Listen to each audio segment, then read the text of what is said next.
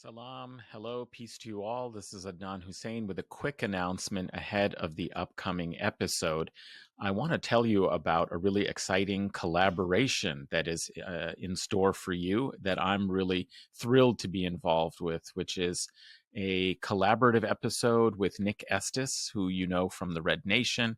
He also has a Substack paid subscription project called Red Scare. You can sign up for that, and I encourage you all to do that. nickestes.substack.com.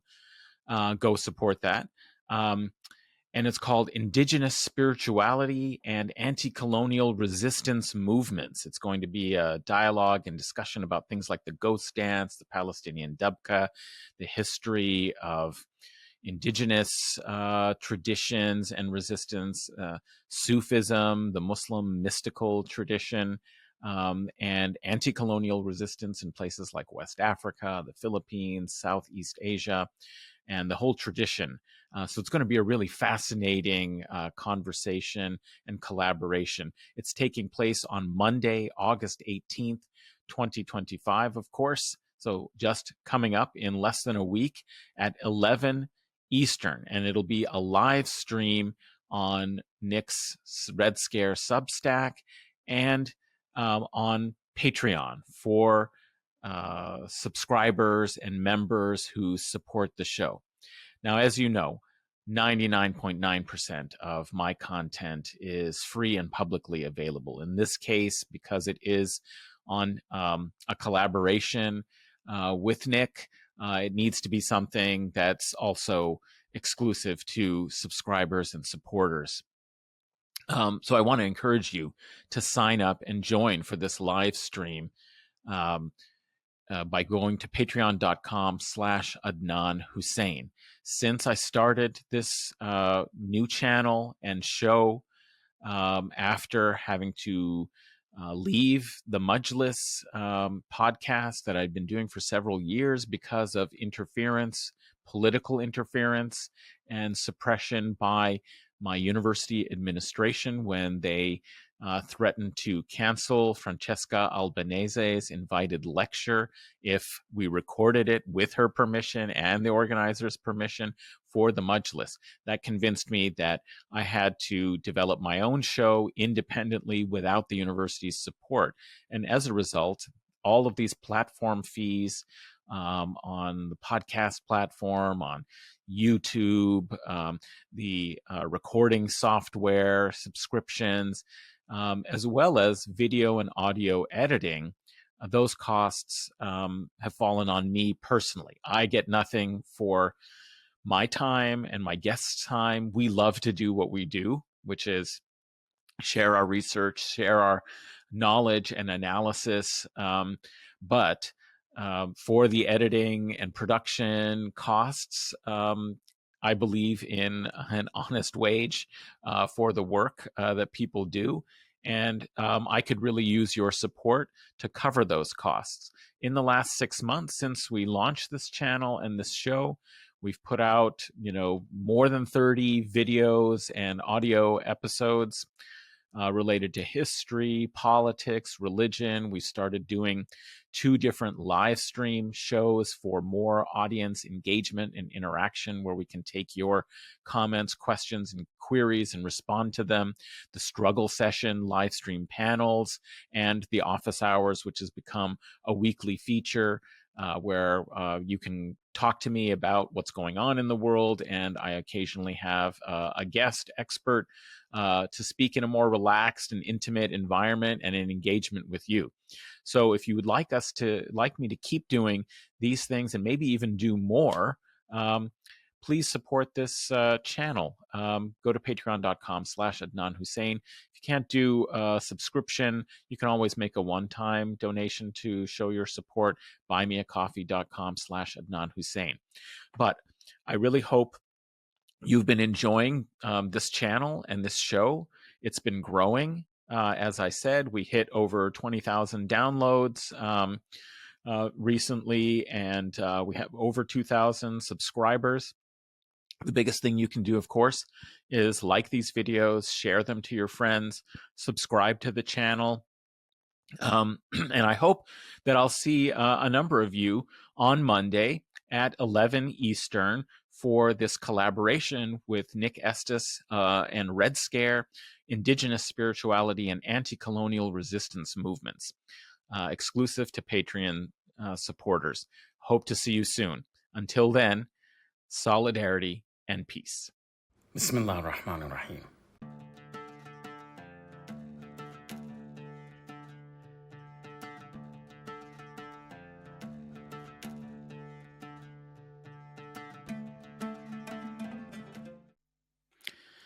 Hello, salam. Welcome to you all to this show.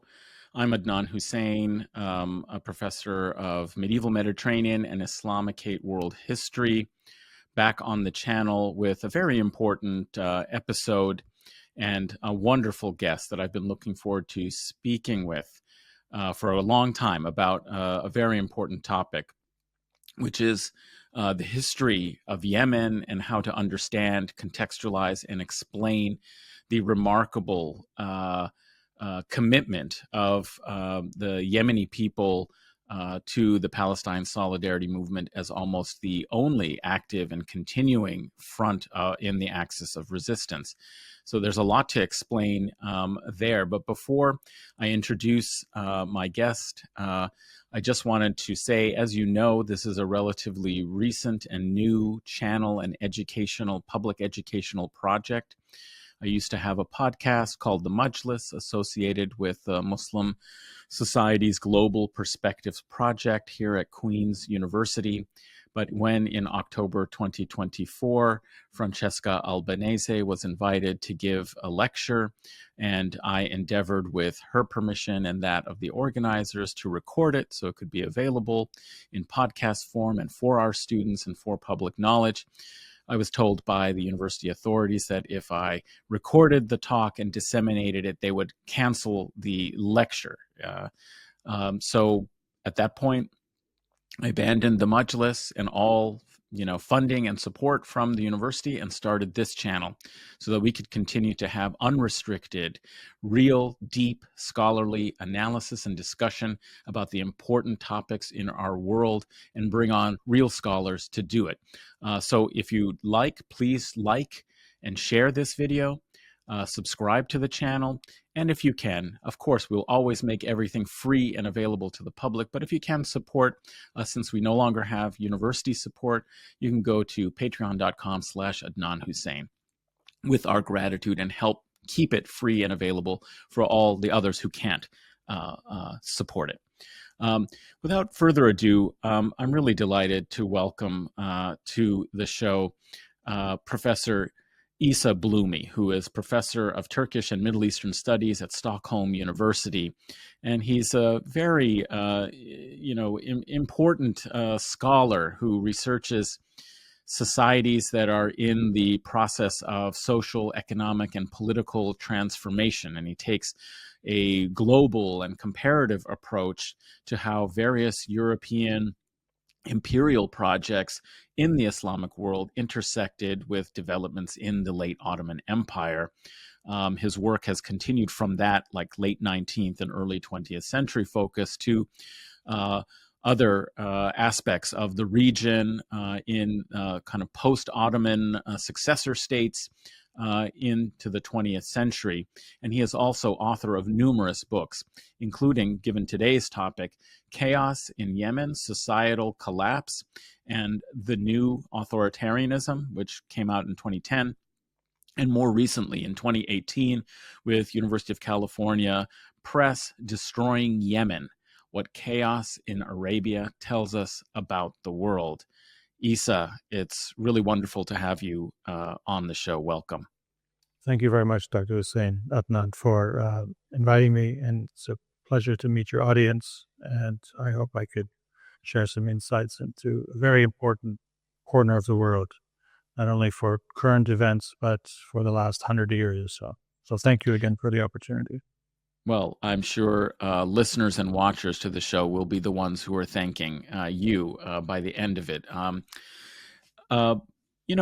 obviously most people who pay any attention whatsoever to what's going on in the news and in the world most recently would associate Yemen with either the ongoing terrible humanitarian situation because of the siege and blockade. So if people are really witnessing right now the siege and blockade on Gaza, there also was a similar kind of process that took place with the sanctions imposed upon Yemen and a vicious and brutal assault upon the people of Yemen by neighboring countries with U.S. support, all of which I'm sure we will discuss in greater detail. But it led to awareness by many international aid organizations and the UN declaring that it was at that time in the late 2010s, mid to late 2010s, the worst humanitarian crisis in the world.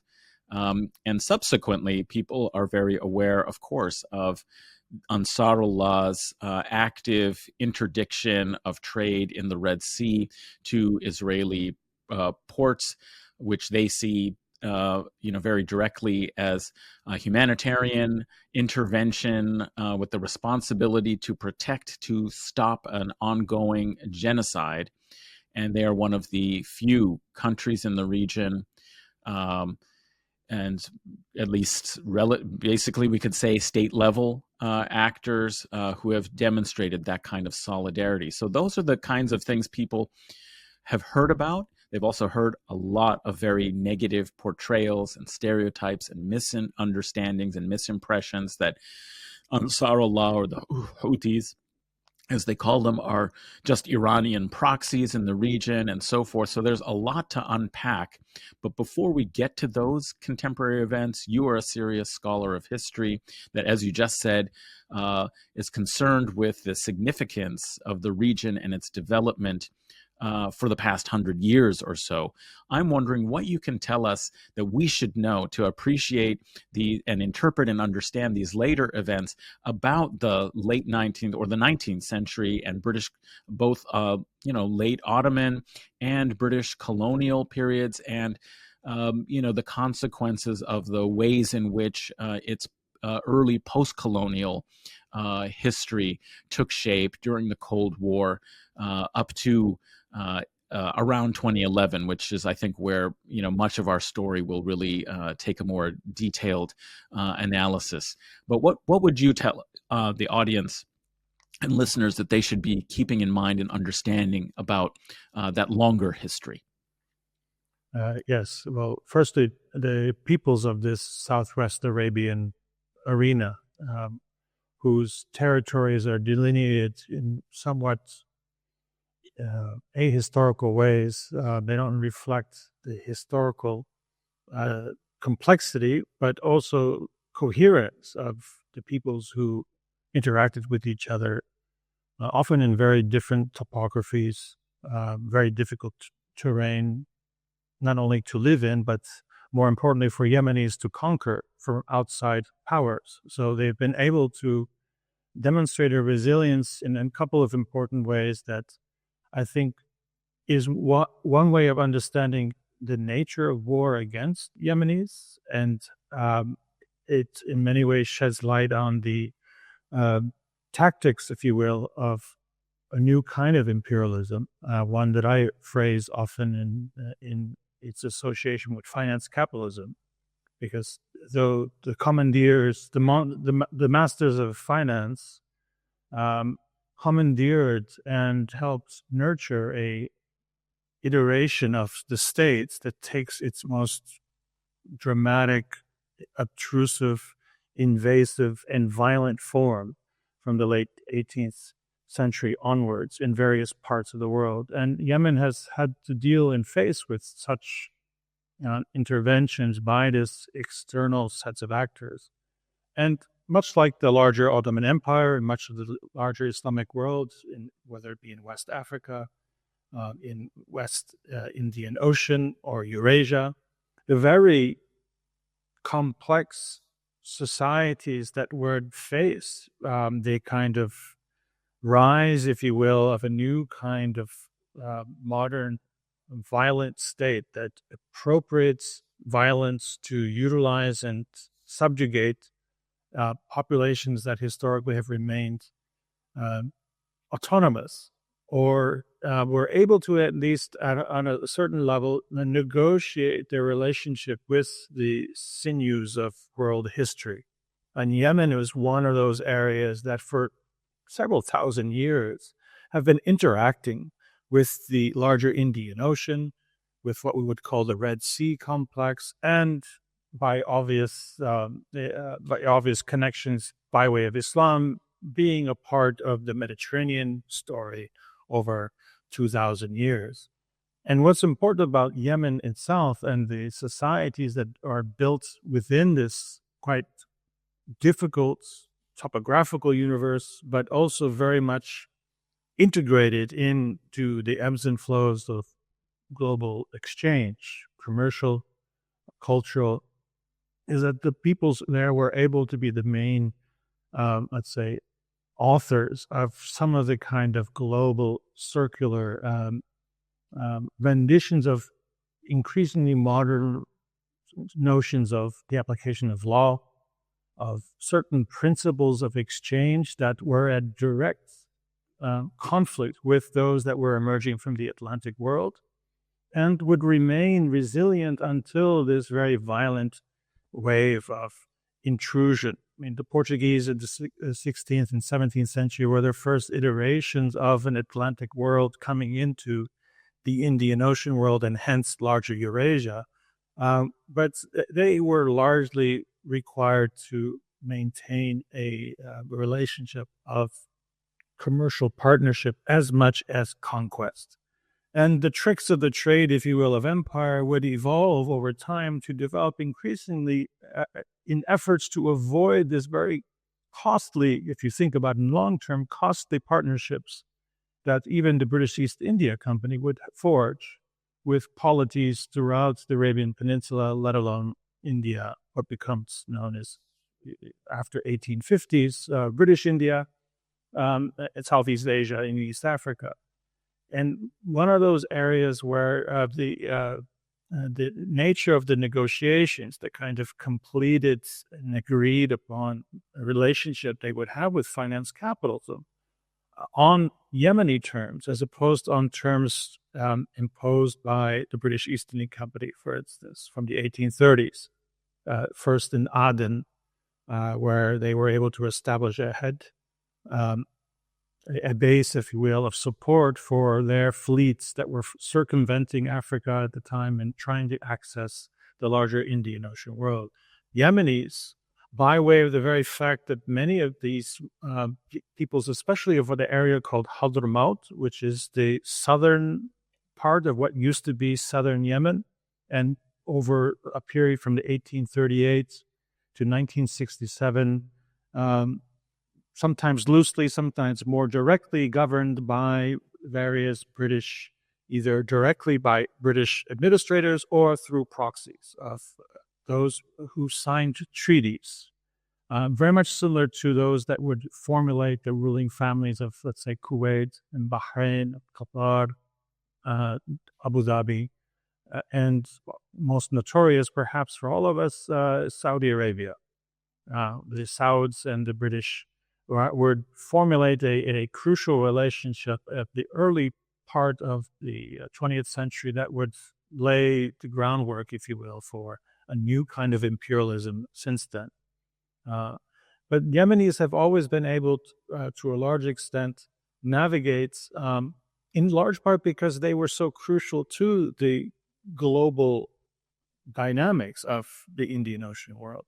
I mean, Hadrami, well, those from Hadramaut, their ancestors, many of them established emirates or small-time principalities in Java, in Sumatra, in Borneo, in the island complex of Sulu, in Mindanao, even in parts of Vietnam, southern Vietnam. These are polities that would help sustain a global kind of interlinking system of not only commerce, but the rules and regulations, the code of conduct, if you will, that directly clashed with company capitalist, so corporate capitalist kind of projects of the 18th, 19th century.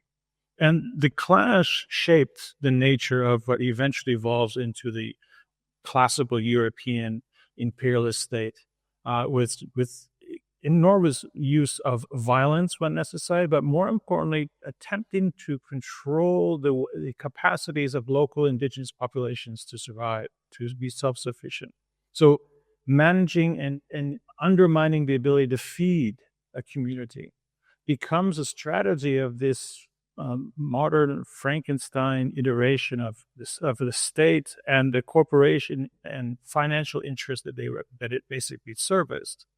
And the Yemenis, bless them, well into the middle of the 20th century, were able to, at least in the mountains, resist pressures to subordinate themselves. And they remained, quite interestingly, even within the context of being integrated into the Ottoman Empire in the 1870s, a process by which internal politics in the highlands of Yemen demanded that some factions commandeered the wish of the Ottoman state to expand influence in this crucial strategic zone, because the Suez Canal had been opened.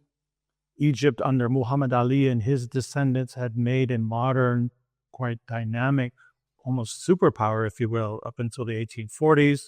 That was somewhat reversed by a coalition of European and certain Ottoman actors. But the Red Sea nevertheless became a crucial zone of commercial capitalist rivalries that made Yemen once again a hub for intrigue, that also invited the Ottomans as an opportunity in the early 1870s to become a part of this process. On call from Yemenis who understood very well they needed to form a coalition with certain actors they don't necessarily wanted to deal with in the past, but realized that this could give them leverage in their direct confrontation with French, Swiss, Austrian, British companies, German companies who are investing in this part neighboring their world, and disrupting the trade connections that they had maintained and sustained for millennia. And that's crucial.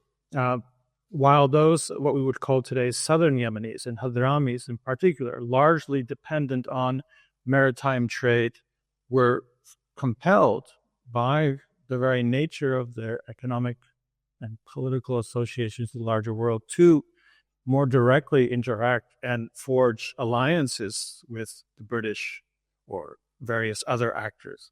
Those who lived in the mountains could feed themselves and could sustain I hate to use the term civilization, but is one that actually is useful to think in these terms, a very articulate accounting for how the world once worked and how it should continue to work on a very moral, ethical lines. What we would today call it's a generically Islamic ethics, or the practice of Islamic law, the practice of a system of commercial regulation that was predicated on trust, on an equitable exchange and equitable risk. Crucial, right? Risk is eliminated by the financiers. They will never have to suffer the consequences of their risky investments moving forward. The subsidy of their disastrous economic activities would be the rest of the world. And Yemenis have resisted this until today. And this is one way that I like to introduce to listeners to think differently about the nature of the relationship that West Asia has, the entire Islamic world, if you will, but certainly the Indian Ocean world, in which both sections of Yemen that we're going to be talking about today, what today would be considered northern Yemen, where upwards of 21 million people live under siege, as you've mentioned, since 2015. And in many interesting ways, they've lived since the end of the Ottoman Empire in a self-imposed isolation, but one on their terms, one that they resisted very violently to assure they remained outside the clearly visible consequences, the negative consequences it has on your society at the cultural level, at the moral level, as well as economic level and political sovereignty. So this is crucial that Yemen is a much bigger entity, but its stories, its history of the 20th century take quite different directions. And at some brief moment, there will be an attempt to interlock these trajectories, not entirely on the terms that many Yemenis wanted, unfortunately, which I would suggest is an appreciation for a history of autonomy, of independence, where they have very strong confidence in a set of rules of how one engages each other and the larger world. That there is a very different way to approach the modern world and how to continue functioning in this world. Famously, Peter Gran once wrote, there was actually a very different trajectory for capitalism, one in which the Islamic world produced a remarkable series of interconnecting roots, if you will, of capitalism that is in many ways disrupted and destroyed very meticulously and programmatically by the Atlantic powers, who would become the ascendant ones, as we know, by the second half of the 19th century. They would proceed to impose their system of financing on how the larger global economy functioned, with the exception of key areas of resistance, including Yemen. So the brief period in which the Ottoman Empire is interacting with the northern population was one of a mutually beneficial moment of alliance making. But at the same time, it also became increasingly clear that larger events in which the Ottoman Empire's clashing political and economic elites, often through subterfuge and clearly with a political class embracing liberalism and embracing capitalist finance capitalism and borrowing more and more money, important parts of the Ottoman Empire, including northern Yemen, remained and kept this process of integration into modern North Atlantic dominated global historical trajectories at arm's length. And it did so because, again, they could still feed themselves. They could still, when necessary, with guns pointing down at the valleys, stopping any army from marching up through those valleys. And they could survive siege for many, many years if necessary. But more importantly, it had a very, I think, it was not a vacuum. It was not taking place in a vacuum. These are societies, these are communities with very rich and deep understandings of what is right and wrong. Whether we agree with it in the 21st century is another thing, but they had very strong sensibility of what is right and wrong and what is the appropriate behavior moving forward. And I think that it serves us and it serves them if we actually start to listen more carefully to how they articulate what they understand to be what is right and wrong. Not only because it proves that they are ethically far superior and they're actually willing to put words into action in the case of standing up in solidarity for people in Palestine, which they have done since the mid 20th century, which I'll get to briefly in a second. But the very fact that this is a very complex society that needs a lot of cooperation. You don't feed yourself in this very difficult mountainous terrain.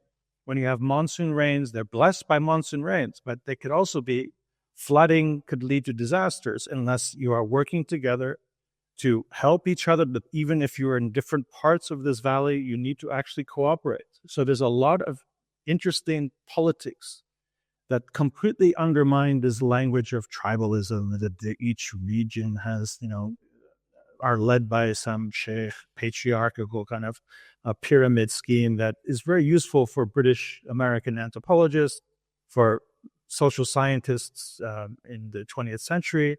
It is certainly one way to try to upset the nature of politics in these societies by empowering figureheads, if you will, and giving power to those who will more than happy embrace, take their weapons, take the money, and become the kind of determining factor if people can actually maintain the relationship they need in order to keep those water wells full of water, making sure that the water is filtered when the rains come in the right direction. It doesn't destroy the villages down the valley. That makes sure that they have enough water stored for when the rains stop. So this is just one example of societies that had long needed cooperation beyond the village, beyond the kind of, let's say, even sectarian spread. Often Yemen is talked about in terms of being sectarian, divided between north and south, between Zaydi Muslims and Shafi Muslims of the south. That's two proves during long periods of time to actually not work as an analytical prism to understand what's going on.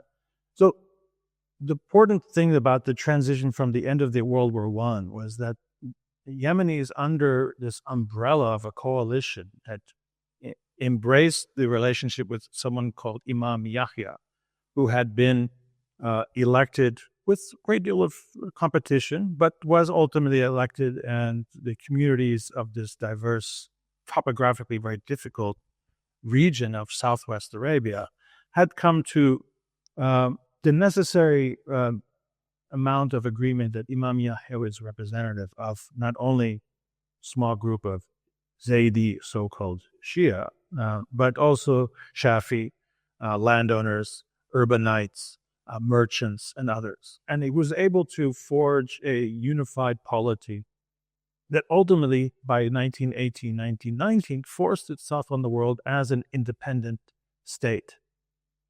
And that's, if you actually look at the map and think about in the Islamic world in 1918, 1919, how many polities were independent that did not actually, and were actually able to sustain resistance to overtures to upset an independent sovereign entity from functioning independent of the global capitalist reach. So that's crucial, that there's evidence already in 1919, 1920, despite every efforts by British based in southern Yemen and Aden to forge through their alliances with the Abdulaziz ibn Saud, the founder of the Kingdom of Saudi Arabia, so-called declared in the 1930s, which was on a mission. It was working hand in glove with the British to help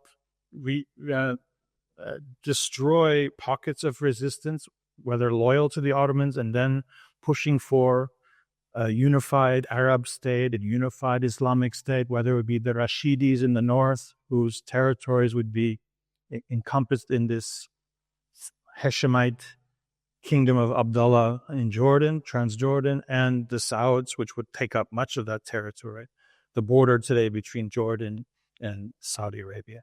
Saudi Arabia is expanding at the expense of polities in Hassa, in the eastern provinces, threatening the territories of the Sabah family in Kuwait, which the British were also supporting in these treaties that I had discussed about in the 19th century. And in the meantime, the Hijaz, so the Hashemite kingdom, especially the two sons who were helping the British undermine the ability of the Ottoman Empire to maintain economically as well as provide supply chains to defend its Mesopotamian, Palestinian, and Yemeni boundaries.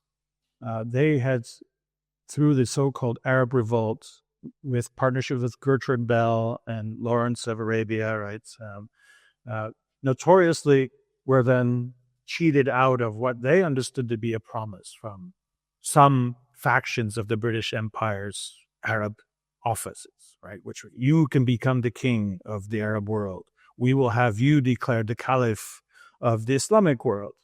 And these brothers were under the impression either their father or Faisal, the older brother, would become such a figure with British support in as a kind of gesture of thanks for supporting the war effort, but also as understood as this is a logical strategic way of thinking for the British as well. They wanted a unified Islamic world in which they had firm control with a reliable caliph to represent that vast polity. The problem is that there are other factions who saw Saud's relationship much more valuable, and they abandoned the Hijaz, the western part of Arabia, which included Mecca and Medina. And the expansion of Saudi Arabia has direct implications on Yemen, and unfortunately for the rest of the 20th century. I mean, the creation of Saudi Arabia as an enterprise that is not only expanding to make its current borders, it has territorial disputes with Yemen, with Abu Dhabi, with Oman, with Kuwait, with Qatar, with Bahrain, and its neighbors to the north. It is in regular conflict, even though it's often not reported as such. It's in regular conflict with its neighbors. It is an expansionist state that first worked with the British and then worked with the American industrialists, who were first to recognize oil is going to become the big thing in Saudi Arabia, but on the East Coast. But they did think that that Yemen had lots of oil. And so they had already Charles Crane, who was in the piping business, very famous from the Crane Commission sent to Palestine. Right.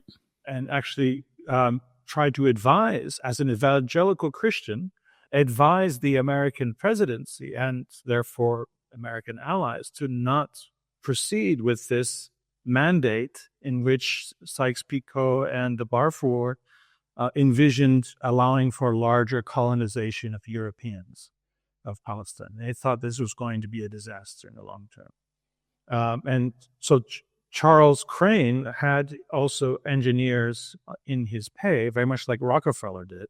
And one of them, named Twitchell, and I mentioned him in my book, Destroying Yemen, in several chapters, is crucial because he's going to want to start Aramco, Saudi Aramco. He's the guy who's going to discover all the oil in eastern, what becomes known as Saudi Arabia. But he was initially in Yemen, a country by the middle of the 1920s, at war with his expansionist Saudi state that the British are still overtly paying, subsidizing, and getting weapons to. The Americans are saying, who are largely locked out of the Middle East, kind of in a classic understanding of that period in which the French and British determined that the region would be their exclusive domain, closing out American business interests. So Yemen was under the mandate period. Yes. Yeah. This mandate period, League of Nations kind of evolved, which is why also American business interests and geostrategic and political figures and advisors were very important in Iran at the same time too, because they were opposing the older colonial powers' kind of condominium of interests. They were sort of locked out, and so they were trying to find ways to get in. So that's the same pattern that you're saying is happening during this 20s and 30s in the mandate period. And so here again, like with the overtures to the Ottoman Empire in the 1870s by the Yemeni kind of coalition of leaders back then, in the 1920s, the Imam Yahya coalition that is busy fighting off the British from the south, busy fighting off efforts by the French from Djibouti and the Italians from Eritrea to become players in the Arabian Peninsula. There's another state, it's called the Idrisi state. It's an emirate that was an independent state ruled by somewhat charismatic, but certainly religious figure of somewhat of a dynasty that's south of Mecca, Medina, south of Jeddah, up until around Hudaydah, which is today a port in Yemen. This was a recognized polity in its own right until the mid-1920s, but it started to face enormous pressures from Saudi Arabia. So they were losing out large of territory. And Saudi Arabia and Imam Yahya's Yemen absorbed the territories of the Asir, which is the southwest province of Saudi Arabia today. But it was culturally, historically, commercially Yemeni. If you look at the mountain ranges, the sources of water, animals would move constantly back and forth. This was Yemeni space. That by 1934, was captured and incorporated into Saudi Arabia's sphere of influence, and more or less agreed upon by the great powers, to the great frustrations of Yemenis whose economic livelihood depended on access to these regions that are now incorporated in a Saudi Arabian map, which the Americans, including this Charles Crane engineer, is going to help facilitate. As I mentioned before, he was previously in Yemen on the invitation of Imam Yahya to accept the offer of using technology, so modern science, which often the accusation of the Imam Yahya's and then his son Imam Ahmed's regimes were that these were backward medieval regimes that were forcing its population to live like they were in the Stone Age, which is an absolute lie, perpetrated in the 1960s and onwards by enemies of this regime that would survive until 1962. But anyways, the recognition that there are the Americans who are desperately trying to gain access to the region. We will allow you to come, send your engineers, help build some roads, help us reinforce some of these bridges that we've been building for 1,000 years with stone. Bring some of that steel. Yeah, we will help. Give us some money. Sure, we'll take some of this gold and silver coin. Yemen, by the way, was using exclusively silver coins as currency until the Egyptians come in 1962 and invade northern Yemen. Then force them to accept Bank Misr-backed paper currency. So central banking comes in with a vengeance in northern Yemen, only in 1962. That is actually amazing. I had not known that they were still operating under a kind of ancient model of metal coinage. That's incredible. Yeah, yeah. In theory, that's what the Americans were doing, right? I want to pause for just a moment. Yes, that's right. Well, exactly. I mean, that's a really good point. And I think it will, obviously, that point really connects with the overall narrative that you started with, which was about the importance of finance capitalism and its interaction with the region. That's clearly a key moment. But I want to pause for a minute before we dive into kind of the post-World War II conditions of Yemen and the peninsula as the backdrop for more contemporary events in the early 21st century. Just to kind of recapitulate what the kind of key themes I heard from that wonderful survey and analysis of Yemen's position, which is that the northern areas in these mountainous highlands fostered a kind of independent and resistant culture that was not only a matter of its geographical inaccessibility and the ability to defend it from encroaching metropolitan powers, whether those are Atlantic world European colonial powers, or whether those are even the Ottomans. They have to negotiate these relationships with the peoples of the highlands, and that there was a cultural sort of a religious culture, you could say, that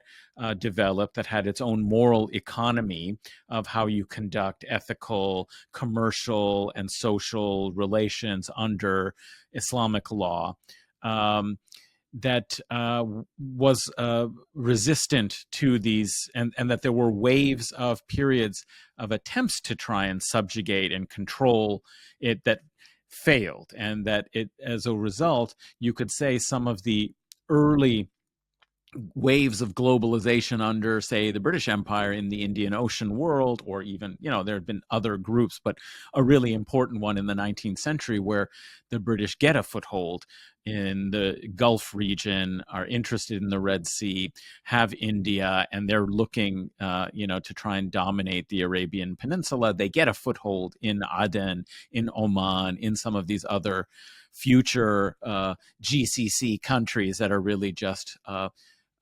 negotiated treaty agreements with some coastal elites.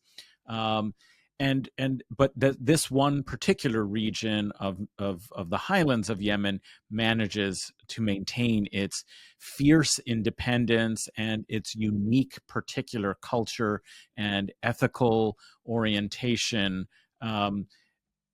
within this. And that this, of course, I think is very important for what we're going to be talking about later when we talk about why Ansarullah, as you already alluded to, and the Yemeni people are so committed to solidarity with Palestine, is that they see themselves and saw themselves as, for a long period of their history, as having a different moral or ethical approach.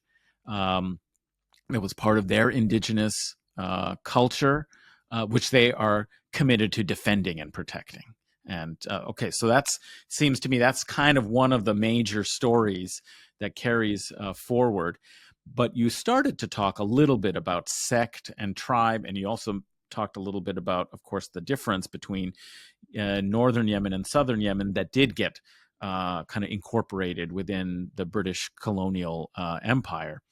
So when people discuss and talk about the Yemen, they usually give a shorthand and just say, oh, yes, this is the Zaydi, a form of Shiism, Zaydi north, and the Shafi, Sunni, Muslim south, and that they're very culturally different and incompatible. And this helps explain why Ansarullah is the way it is that they are affiliated with some kind of regional set of Shi'i alliances, that distinguish them and put them in the orbit of the, patronage and of the leading kind of Shi'i power that is Iran, right? So this is kind of often how people dissect the region. What can you tell us going forward that might complicate this, or why wouldn't that be kind of the way or the best prism through which to analyze what happens in, the post-World War II era, where we have two separate kind of Yemens, one under British colonial control until 67, was it? 67, when it becomes an independent country, and interestingly enough, a communist state, that is outside of the Western Alliance. So when they get rid of the British, they don't, like the other Gulf states that eventually, those other states don't get rid of the British. The British just renegotiates, its position vis-a-vis them to give them, more or less state, the symbolic appurtenances of state autonomy, even if they're not really fully sovereign. They're still within some kind of Western modality, as I would argue comprador classes increasingly. But in any case, that's very different from what happens with northern Yemen. And so some people might say, well, yes, of course, that's because they have these historic, religious, and tribal differences. So they're very different. And you really can't think of them as Yemen altogether because they're so different. And that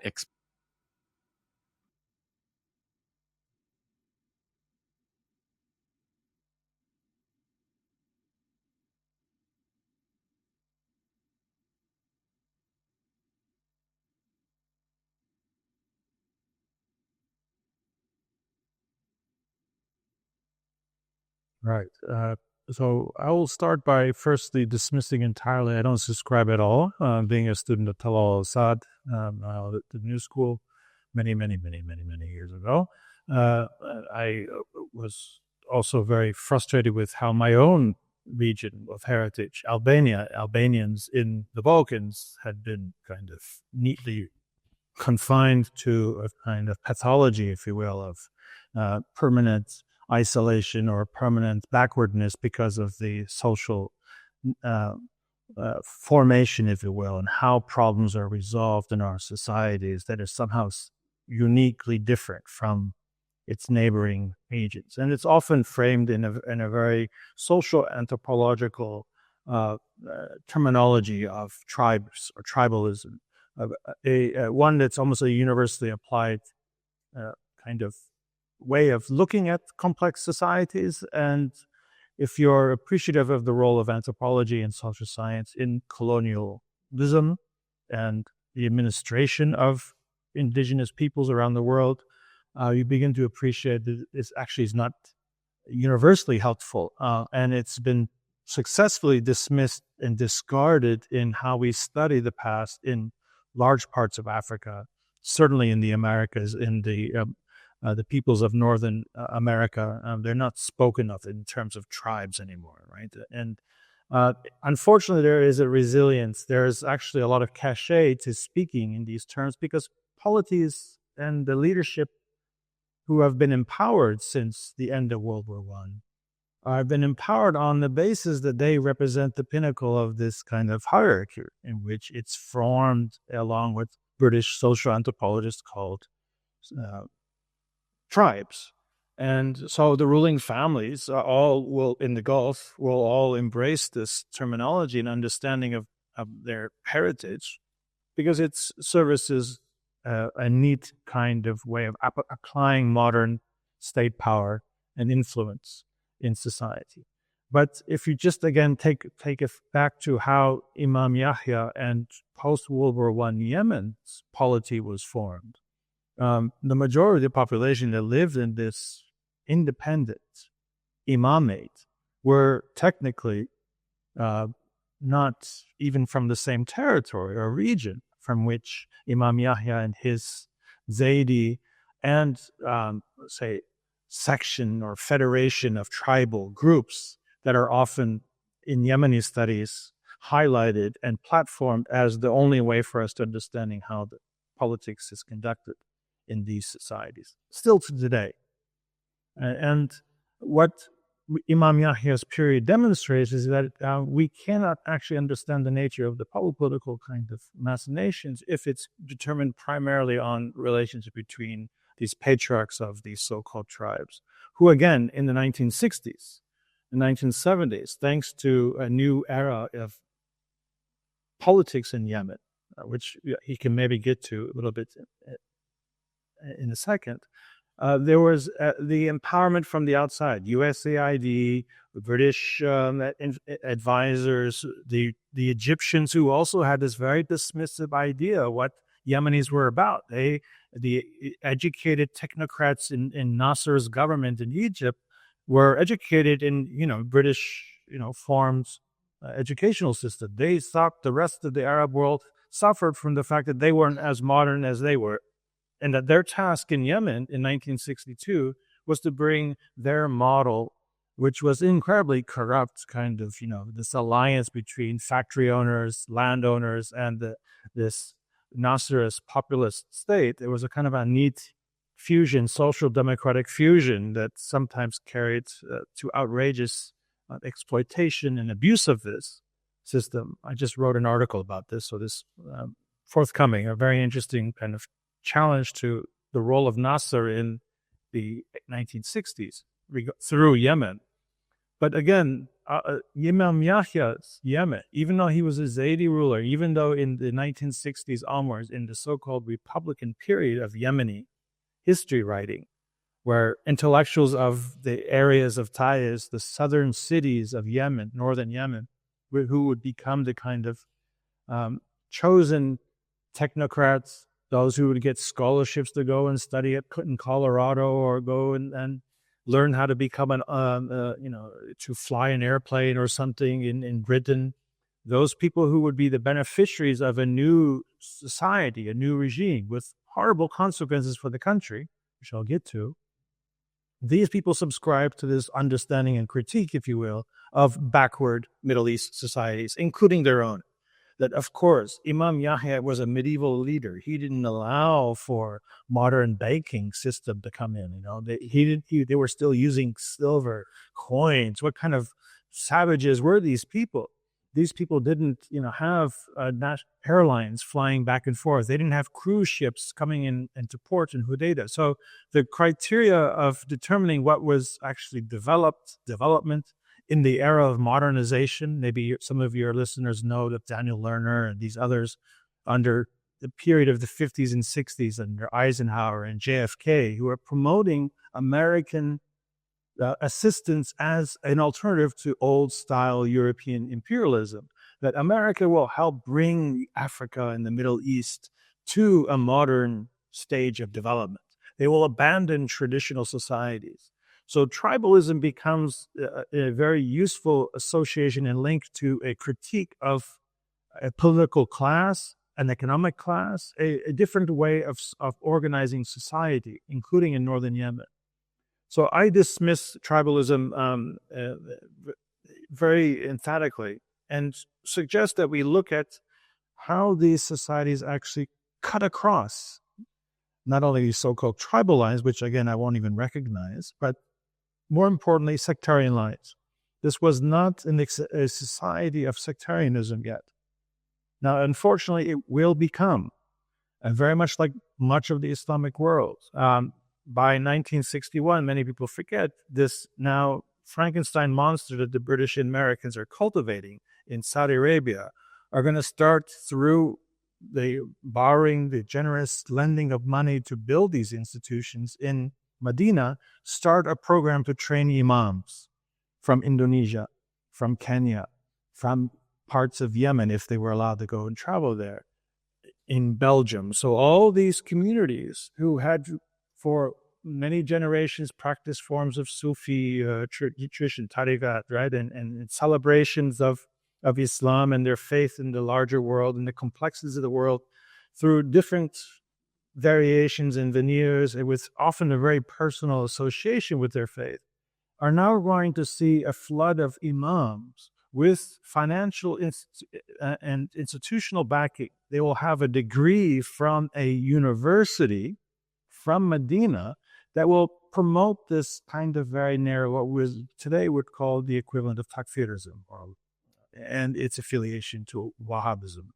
Saudi Arabia would play this role, and interesting enough, Qatar, still under the British indirect rule in the 60s and up until early 1970s, would also cultivate a relationship, especially with Egyptian members of the Brotherhood, Muslim Brotherhood, that under Nasser were considered to be the biggest enemies of the Egyptian modern project, as well as communists, by the way, right? We forget that Nasser persecuted communists in Egypt. So those guys ended up in Qatar, and Qatar would play eventually an important parallel role to Saudi Arabia and offer an alternative within this umbrella of takfirism that becomes very important in the Arab Spring period. Qatar's associated imams and spiritual leaders and its infrastructure of media dissemination through Al-Qaeda, Al Jazeera and elsewhere, would make Qatar the kingmakers of the 2010s, if you will. But that's jumping a little bit ahead of answering that question of yours, but it is relevant because sectarianism was not the dynamic at play in the 1930s and 1940s. A good example of this is, again, the point I wanted to make about these Yemenis of the north and of those under British indirect rule in the south, was that they had as much an interest in preserving and protecting themselves from the exploits of North Atlantic capitalism. They were not isolationists. They had never been isolated. Their schools since medieval times have been places of pilgrimage for scholars. I mean, you go to Zabit and you go to Taiz and Ib and Sana'a. You had scholars from all over the Islamic world regularly going there, let alone Tarim and others famous locations in southern Yemen. So these are societies that are not only projecting outwards, where members of the family go and find their success as traders, as merchants, as scholars, the outside world, they also come to Yemen. And increasingly in the 1920s and 30s, northern Yemen, under Imam Yahya, who is making security alliances with the Italians in Eritrea. He's one of the first ones to recognize the Bolsheviks in Soviet Union, to forge a relationship with the Soviet Union. People forget this. So he is not adverse to making alliances with those kinds of with Marxist orientations and have very complex relationship to Islam. And when necessary, the Americans. But when the Americans were pushing it and were proved to themselves under this Charles Crane engineer, Twitchell, who would eventually be expelled from northern Yemen because they couldn't trust him. He was doing all of these analysis. He wasn't digging wells for water. He seemed to be doing other things. He was kind of doing things in this. Why are you going off there? There's nothing up there. No, I need to measure up there. So they basically didn't trust this guy. And he was doing what these engineers were doing in those days, basically creating a topographical map, trying to find out where would oil be. And Imam Yahya's men were right to suspect this guy was up to no good. So they kicked him out. History would make it that he would discover the oil for the Saudi family and make this incredibly powerful American imperial entity called Aramco. Robert Vitalis, in many ways, talks about this phase of the story very well. Recommend that book. But so sectarianism out of necessity, when the larger population don't fit those categories of Zaidi, they in fact numerically constitute a much bigger majority of Shafi, Sunni Muslims. We know that those who actually look closely at the way Zaidi judges adjudicated Islamic law, they were very open and often accessed the writings and rulings of other madhab, right? So this is not something unique to Yemen, of course, but we know through the work of Brinkley Messick, who has done some very good historical ethnographic work on judges in northern Yemen throughout the 1940s and 50s, that we know that they had an economical backbone, that they understood very well they couldn't organize politically around a narrow sectarian focus. They couldn't eliminate making relationships with their neighbors. Because again, the very function of an independent, self-sustained Yemen means cooperation. You can't have a civil war in that country. It doesn't make sense. This is where my book in 2010, Chaos in Yemen, identifies a very different approach under Ali Abdullah Saleh, where in fact destroying the ability of Yemenis to actually form coalitions by making them adversaries for limited resources around sectarian lines, around so-called tribal lines, makes ruling Yemen for the purpose of extracting the wealth, for transferring the wealth to the outside world, much easier. So divide and rule, if you want to make it simple. And Imam Yahya was very privy to that. The people around him were very privy to that. And to highlight again to something that I wrote recently for a journal of contemporary Iraqi studies, thanks to our late great Tariq Ismail, our colleague from Canada who passed away recently, sadly. I wrote an article for his journal about the 1930s Imam Yahya state sending qualified young men to train as officers in Faisal's Hashemite kingdom of Iraq. I mean, Faisal is Sunni, right? I mean, you can't, if you play along those lines of identifying groups along sectarian criteria, this is seemingly the opposite of what the project in northern Yemen's about, where in fact there are obvious overtures to the Italians, to the Soviets, sometimes to the Americans. Clearly, they work and collaborate with people in the Shafi regions of northern Yemen that border those with the British, even though the British are constantly whispering in the ears of Shafi leaders saying, embrace Shafism, embrace Sunnism, embrace the brotherhood that the Saudis are trying to establish in this expanding state to the north.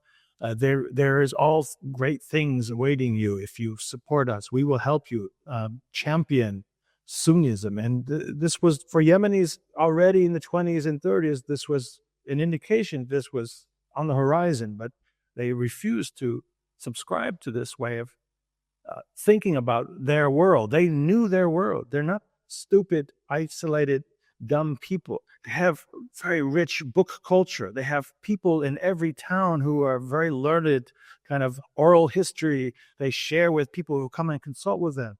Those who go and speak on Jummah prayer, they have things to share, and it's a quite remarkable experience still that I did in the early 1990s to travel throughout Yemen and to be part of this communal sharing. And you'll note that there are men who are prayed differently. They are of different sects, different traditions, but they're in the same mosque in the early 1990s. Even now, emphatically, Ansarullah highlights this. And we have to understand that the majority of those who are in this larger umbrella of Ansarullah's alliance are Sunni. We forget that those who are now defending northern Yemen, who are building miraculously using technology that they have reversed from the drones that have been fired at them or the other weapons that have come at them since 2015. They've inherited a lot of weapons during the Ali Abdullah Saleh period. They have well-trained men. 300,000 of them constituted the Republican Guard under Ali Abdullah Saleh. And Ali Abdullah Saleh's Republican Guard were expected to be reliable, the top-notch soldiers, and the criteria was often being Sunni. What we don't talk about enough is that the revolution of 2014, 2015, and when the coalition was created against the Houthis, the Iranian-backed Houthis, who were the majority of the military who stood behind them? They were from the Republican Guard. Ali Abdullah Saleh's party, a large percentage of them, joined in coalition to stand up and defend Yemen at the time of need. And that was something that was clearly at play in the 1920s and 1930s. It's clearly, you can see from Imam Yahya's overtures to Hashemite Kingdom of Iraq, to maintaining, you can see there's correspondence with Egypt, even though Egypt is already under direct British occupation. It's going to move towards independence again, but not very trustworthy. But Imam Yahya knows what's going on in Palestine. There are ambassadors in Jerusalem. There are ambassadors in French Damascus, and they're feeling out what's happening. So they're not isolated. They're not ignorant of what is happening around them, and they're adjusting accordingly. They're able to make overtures to larger Sunni world. Very little connections with Iran, by the way, because Zaidi Shiism is very different from Twelver Shiism. There's no infrastructure in Najaf for Zaidis to receive training. They receive training in Yemen, right? Even Ismailis have sometimes a hard time interacting with Twelver Shia. There are also large pockets of Ismailis in northern Yemen. And what used to be Asir, Saudis that largely destroyed that community from the 30s onwards. But so again, you have to think about, if we want to look at it in sectarian terms, how did this imamate survive after all these decades of constant pressure from the north, constant pressure from the British and their cultivating allies within? There were attempted coups. Ironically, some of the officers that were sent to be trained in Baghdad were being trained by British officers. And they only would come back and serve British interests by trying to assassinate Imam Yahya. Eventually, they learned about this and said, you know what, we're going to train our soldiers here. We'll bring Iraqis to Yemen so they can train. They also ended up trying to stage a coup. In 1948, they successfully killed Imam Yahya. But his son, Imam Ahmed, after a brief period of potentially the whole regime collapsing, was able to gather forces, again, amongst Zaidi, but also Southern Chafi. Most people did not trust the instrumentalization of division in their society. Again, because they have principles. They had deep principles that were still not penetrated and corrupted by new ways of thinking about how we should be interacting with each other. They didn't subscribe to the promotion of liberal economic policies that were basically imposed on Aden, on Mukalla, in the southern Yemeni territories, which was forced to be in an open market economy with free trade not really being a reality, but one that is predicated on making sure wealth is transferred to the outside world. So the Yemenis were sophisticated. And by 1940s, after this horrors of World War II, where Europe is yet again massacring its working classes on behalf of financial elites, more power consolidated around what happens after World War II, right? Europe becomes neatly divided into two kind of spheres, if you will. And they're pushing and promoting settler colonialism. Obviously, in Northern Africa is still an ongoing violent project, but it's something that is going to find its final solution. Hey, sorry for the pun. No pun intended, I guess. Is that the right way? But Palestine and continuing British direct influence in Palestine, which is a crucial territory in its link to oil from Kirkuk. The pipeline goes to Jaffa through Transjordan, this weird shape of Jordan. Jordan and Israel, what will be created in Israel in 47, will basically be the two British and UN-backed states dividing Palestine.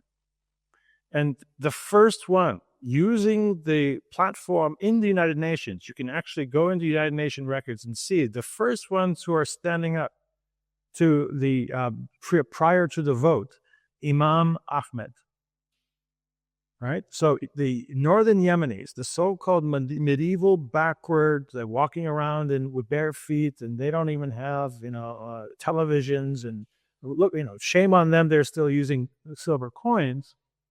They're already articulating hostility to this principle. They're saying this is a horrible, horrible way of looking at our world. If you're going to divide our world along religious lines like this and encourage massive colonization of Europeans into the heart of what is very important to all Muslims and to all Christians of the world, and Jews, of course, Yemen has significant indigenous Jewish population at this time.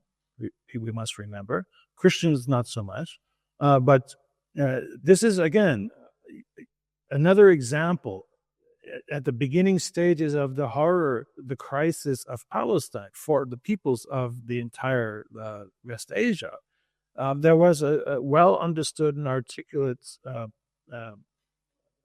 challenge to this establishment of these principles at the United Nations, Soviet Union included, right? So the Americans and the French, obviously, and the British, they were all going to promote this ethno kind of religious identity politics to justify dividing territories. And the Yemenis were the first ones to say no. And I want to emphasize this. Not only was it wrong on principle, it was very dangerous for their own society. So they cannot separate recognizing what is potentially going to ruin us with what is happening to our brothers and sisters in the larger world. And this is, again, we have to be very careful. They are not partisan along sectarian lines. Again, the majority of the population under Imam Yahya and Imam Ahmed were Sunni.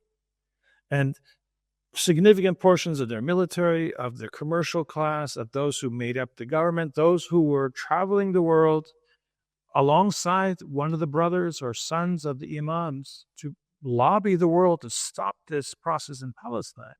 These were people who would be considered potentially enemies on sectarian lines. And that none of them wanted this stuff. They didn't want this nonsense. And they certainly saw the dangers of it happening in their own neighborhood. And there's not much, unfortunately, of archival records from what we would call the foreign ministry of northern Yemen, of the imamate of northern Yemen. But we do have occasional reports from British or American or German especially when in the beginning of 1950s, when Imam Ahmed's, this is now the son of Imam Yahya, right?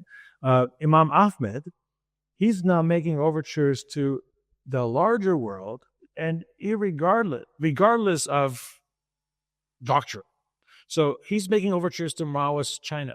He's making overtures to Yugoslavia, to Sweden. Swedish pilots are running his airlines.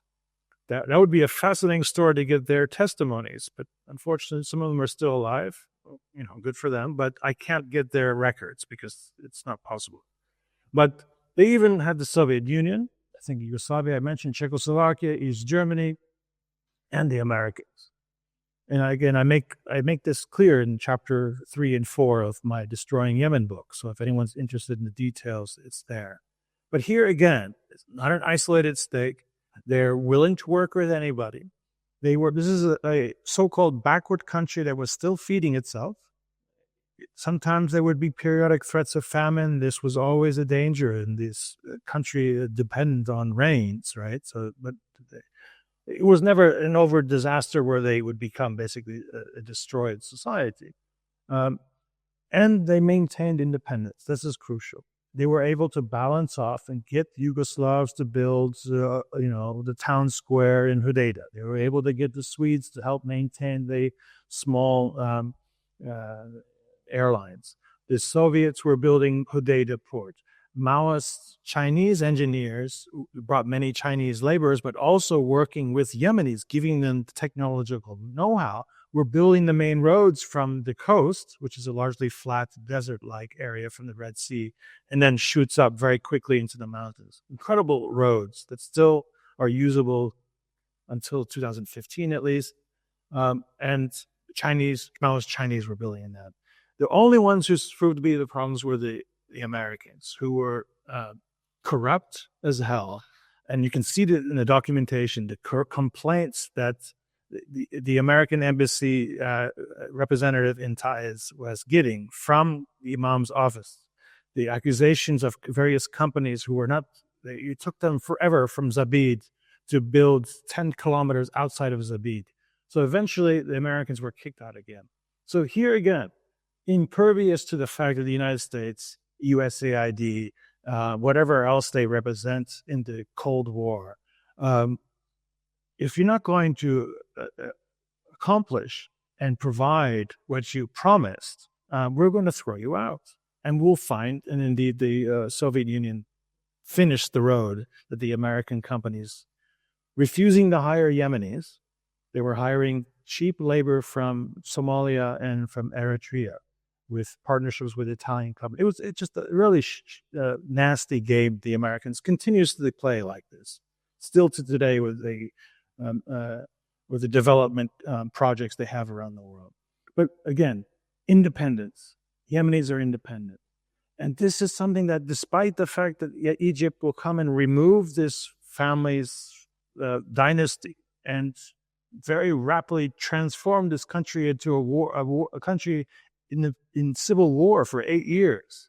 So from 1962 to 1970, northern Yemen was in the throes of war, where Egyptian troops occupied the cities and the so-called royalists, those who were defending, trying to stop this juggernaut of modernity, of modernization, of republicanism that supposedly Egypt and its American and Soviet supporters, they both recognized the new republic.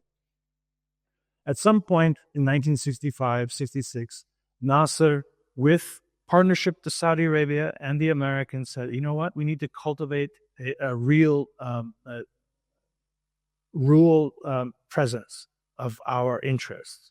And we have to cultivate tribalism, tribal leaders who embrace sectarianism.